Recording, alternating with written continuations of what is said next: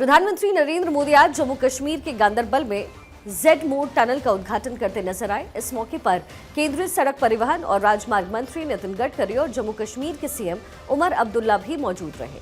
Srinagar Leh highway NH1 पर बनी 6.4 kilometre लंबी डबल लेन टनल श्रीनगर से सोनमर्ग से इसे जोड़ेगी। बर्फबारी की वजह से हाईवे 6 महीने हमेशा बंद रहता है और टनल बनने से लोगों को ऑल वेदर कनेक्टिविटी मिल पाएगी। श्रीनगर लेह हाईवे पर गगनगीर से सोनमर्ग के बीच पहले 1 घंटे से ज्यादा समय लगता था और इस टनल की वजह से अब ये दूरी 15 मिनट में ही पूरी हो पाएगी। दुर्गम पहाड़ी वाले इस इलाके को क्रॉस करने में पहले 3 से 4 घंटे का समय लगता था, लेकिन अब ये दूरी मात्र 45 मिनट में पूरी होगी। टूरिज्म के अलावा देश की सुरक्षा के लिए भी ये प्रोजेक्ट बेहद अहम है।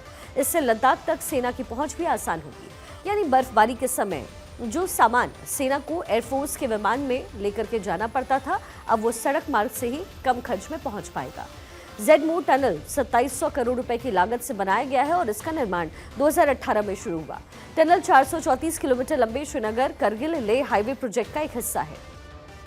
इस प्रोजेक्ट के तहत 31 टनल बनाई जा रही है, जिनमें से 20 जम्मू कश्मीर में और 11 लद्दाख में होंगी। इस मौके पर प्रधानमंत्री मोदी और केंद्रीय मंत्री नितिन गडकरी ने लोगों को संबोधित भी किया। जम्मू कश्मीर की उन्नति के लिए जिन श्रमिक भाइयों ने कठिन से कठिन परिस्थितियों में काम किया, जीवन पर को भी संकट में डाल करके काम किया, साथ हमारे श्रमिक साथियों ने अपनी जान गंवाई, लेकिन हम अपने संकल्प से डिगे नहीं, मेरे श्रमिक साथी डिगे नहीं। किसी ने घर वापस जाने की कहा नहीं। इन मेरे श्रमिक साथियों ने हर चुनौतियों को पार करते हुए इस कार्य को पूरा किया है। प्रधानमंत्री जी ने जो मिशन रखा है कि जम्मू कश्मीर को सुखी, समृद्ध और संपन्न बनाने के लिए यहां उद्योग व्यवसाय आने चाहिए, पर्यटन को बढ़ावा मिलना चाहिए, यहां के युवाओं को रोजगार मिलने चाहिए और यहां की गरीबी दूर होनी चाहिए। इसी भाव से इस इंफ्रास्ट्रक्चर को विकसित करने का प्रयास हम कर रहे हैं। तो वहीं इस दौरान जम्मू कश्मीर के सीएम उमर अब्दुल्ला ने पीएम मोदी की तारीफ की और कहा कि बॉर्डर के पास पीएम के प्रयासों से लोग सुरक्षित महसूस खुद को कर रहे हैं। वज़ीर आज़म साहब, आपका आज यहां मौजूद होना इस टनल के इनॉग्रेशन के प्रोग्राम पे, ये इस बात की गवाही है कि वो लोग जो ये हमले करते हैं, वो लोग जो इस मुल्क की बेहतरी नहीं चाहते, वो लोग जो जम्मू कश्मीर में तरक्की, अमन, जमहूरियत को कायम होते हुए नहीं देखना चाहते, वो कभी भी कामयाब नहीं हो सकते। उनको हमेशा यहां हार का सामना करना पड़ेगा। जम्मू कश्मीर के लोग आज इस बात से बहुत ही ज्यादा मुतमईन है कि ये टनल का शुभारंभ आपके हाथों हुआ।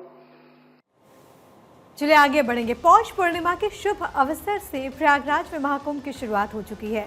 लाखों की संख्या में श्रद्धालु त्रिवेणी संगम में डुबकी लगा रहे। हिंदू धर्म के सबसे बड़े धर्म उत्सव को लेकर श्रद्धालुओं के मन में गजब का उत्साह है। 13 जनवरी से शुरू होकर महाकुंभ का पावन पर्व 26 फरवरी तक चलेगा। माना यह जा रहा है कि महाकुंभ 144 सालों के बाद ही आया है और इसलिए बहुत खास माना जा रहा है।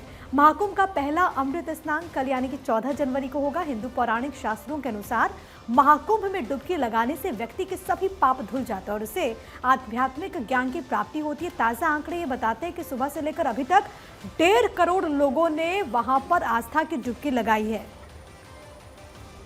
और इलेक्शन कमीशन में मुलाकात के बाद अरविंद केजरीवाल बाहर निकले, क्या कुछ कह रहे हैं आपको सुनवा देते हैं। वोट बन जाएगा दिल्ली में और वो अपना नॉमिनेशन फाइल कर पाएंगे। इसके लिए भी मैं चुनाव आयोग का बहुत बहुत शुक्रिया अदा करना चाहता हूँ। वोट बनने नहीं दिया जाएगा और इसकी एक एक वोट की बहुत डीप इंक्वायरी करके ही कोई भी एक्शन लिया जाएगा। और तीसरा था कि खुलेआम नई दिल्ली विधानसभा के अंदर उनका कैंडिडेट जो है वो चादरें बांट रहा है। कल किदवई नगर में चादरें बटी है। एक कॉलोनी के अंदर जूते बांटे गए हैं। एक और कॉलोनी में जैकेट्स बांटी गई है। पैसे बांटे गए, चश्मे बांटे जा रहे हैं। तो उन्होंने कहा कि लोकल डीएम की जो रिपोर्ट आई है वो रिपोर्ट ये कहती है कि कुछ नहीं हो रहा है। तो हमने कहा इससे ये साफ जाहिर है कि लोकल डीएम मिला हुआ है। और लोकल डीएम मतलब जब खुलेआम चादरें बट रही हैं, चादरों के ट्रक आ रहे हैं, दोपहर के टाइम में चादरें बट रही हैं, पूरी दुनिया को दिखाई दे रहा है, लेकिन डीएम को दिखाई नहीं दे रहा है। इससे ये साफ जाहिर है कि डीएम मिला हुआ है। हमने आज फिर से रिक्वेस्ट की कि डीएम को सस्पेंड किया जाए और उसके खिलाफ सख्त एक्शन लिया जाए और ये सब गैर कानूनी एक्टिविटीज़ बंद की जाए। इसमें भी चुनाव आयोग ने हमें आश्वस्त किया है कि ये सब एक्टिविटीज़ बंद की जाएंगी। तो हम चुनाव आयोग का उनके रिस्पांस का बहुत बहुत शुक्रिया अदा करते हैं। Thank you.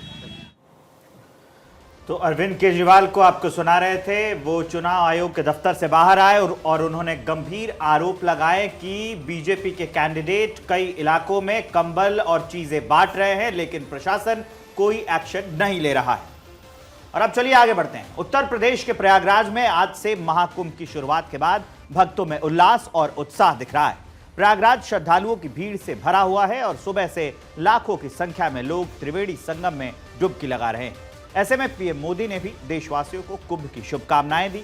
पीएम ने एक्स पर पोस्ट करते हुए कहा, पौष पूर्णिमा पर पवित्र स्नान के साथ ही आज से प्रयागराज की पुण्य भूमि पर इस पुण्यतिथि के मौके पर महाकुंभ का शुभारंभ हो गया। हमारी आस्था और संस्कृति से जुड़े इस दिव्य अवसर पर मैं सभी श्रद्धालुओं का हृदय से वंदन और अभिनंदन करता हूं। भारतीय आध्यात्मिक परंपरा का ये विराट उत्सव आप सभी के जीवन में नई ऊर्जा और उत्साह का संचार करे, यही कामना है। वहीं आज पौष पूर्णिमा के मौके पर हरिद्वार में हर की पैड़ी पर स्नान करने के लिए बड़ी संख्या में श्रद्धालु पहुंचे। सुबह ब्रह्म मुहूर्त से ही हर की पैड़ी पर स्नान करने वालों का जमावड़ा लगा। पौष पूर्णिमा का शास्त्रों में खासा महत्व है और इस दिन पवित्र नदियों में स्नान का सूर्य को अर्घ्य देने से सुख समृद्धि प्राप्त होती है। इसी को लेकर श्रद्धालु दूर दूर से गंगा में आस्था की डुबकी लगाने के लिए हरिद्वार पहुंचे।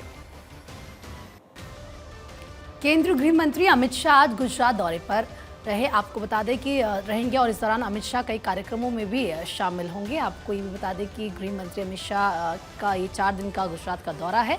अपने 4 दिनों के दौरे में अमित शाह गुजरात में कई विकास कार्यों का लोकार्पण करेंगे। तो वहीं अमित शाह 13 जनवरी को अहमदाबाद, 14 को गांधीनगर, 15 जनवरी को कलौल और इसके बाद मनसा जाएंगे, यानी कि आज से शुरू हो गया ये। और ऐसे में आपको बता दें कि क्योंकि कल से ये शुरू होगा, उनका जो दौरा रहेगा 16 जनवरी को वो महसाणा दौरे पर रहेंगे, जिसमें वो कई कार्यक्रमों में शिरकत करेंगे।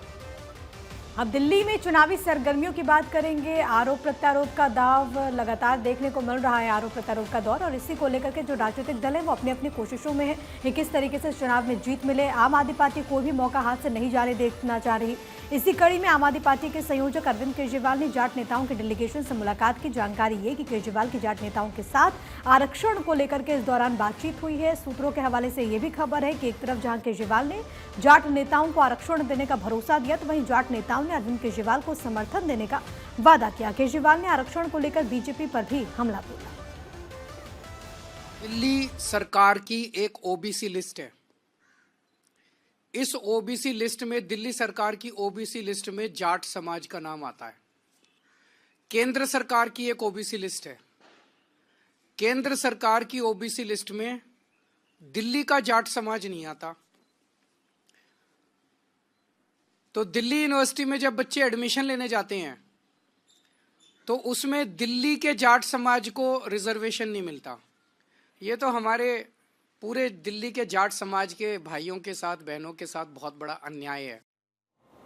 दिल्ली में विधानसभा चुनाव का बिगुल बज चुका है। सभी पार्टियों ने ज्यादातर सीट पर अपने उम्मीदवारों के नामों का ऐलान कर दिया है। वहीं आज दिल्ली की सीएम आतिशी ने कालकाजी सीट से नामांकन अपना दाखिल किया। जब वो दाखिल करने अपना नामांकन पहुंची, लेकिन दाखिल करने के वक्त निकल चुका था, जिसकी वजह से वो अपना पर्चा दाखिल नहीं कर पाई। इस मौके पर आतिशी के साथ मनीष सिसोदिया भी नजर आए। सीएम आतिशी ने इससे पहले रोड शो किया और जनता का अभिवादन स्वीकार किया। वहीं इस मौके पर सीएम आतिशी ने कालकाजी मंदिर में पूजा अर्चना की और मां कालका का आशीर्वाद लिया। भारतीय जनता पार्टी ने सीएजी की रिपोर्ट के मुद्दे पर आम आदमी पार्टी को घेरा यानी कि कैग की रिपोर्ट पर। और बीजेपी के राष्ट्रीय प्रवक्ता डॉक्टर सुधांशु त्रिवेदी ने आज बीजेपी मुख्यालय में एक प्रेस कॉन्फ्रेंस भी की। तो वहीं इस दौरान उन्होंने आप पर जमकर हमला बोला। उन्होंने कहा कि क्या आप संविधान से ऊपर है। उन्होंने ये भी कहा कि आप सरकार को अपनी समीक्षा करनी चाहिए। ये एक बड़ी विचित्र बात है कि स्वघोषित कट्टर ईमानदार एक संवैधानिक व्यवस्था के द्वारा अपने सरकार के कार्यों की आर्थिक समीक्षा को न सिर्फ होने देते नहीं देते, नकारते हैं और सदन के पटल पर रखना नहीं चाहते हैं। दिल्ली की सरकार सीएजी की रिपोर्ट सदन के पटल पर रखने से कदम पीछे खींच रही है। यह दुर्भाग्यपूर्ण है। वहीं बीजेपी नेता और नई दिल्ली सीट से केजरीवाल के खिलाफ चुनावी मैदान में उतरे प्रवेश वर्मा ने भी केजरीवाल पर हमला बोला। उन्होंने कहा कि केजरीवाल बार बार झूठ बोलते हैं, झुग्गी झोपड़ी के लोगों को ठगने का काम करते हैं। प्रवेश वर्मा ने कहा कि केजरीवाल झुग्गी वालों को मकान तोड़ने का डर दिखाकर ठगने का काम कर रहे हैं। बार बार टेलीविजन पर आकर झूठ बोल देना कि भारतीय जनता पार्टी सारी बस्तियों को उजाड़ देगी और इन लोगों को डरा देना, जो प्रधानमंत्री सारे गरीबों को मकान दे रहे हैं, मकान की चाबी दे रहे हैं, और खाली दिल्ली में नहीं देश में करोड़ों गरीबों को मकान की चाबी दी है, पक्का मकान दिया है, मगर बार बार उनको डरा देना कि भारतीय जनता पार्टी तुम्हारे मकानों को तोड़ेगी। आज मैं एक और सच्चाई आपके बीच में लाना चाहता हूं कि दिल्ली की झुग्गी झोपड़ियों को अगर कोई तोड़ रहा है तो वो भारतीय जनता पार्टी नहीं तोड़ रही है, वो अरविंद केजरीवाल तोड़ रहा है। ये वो सारे कागजात हैं।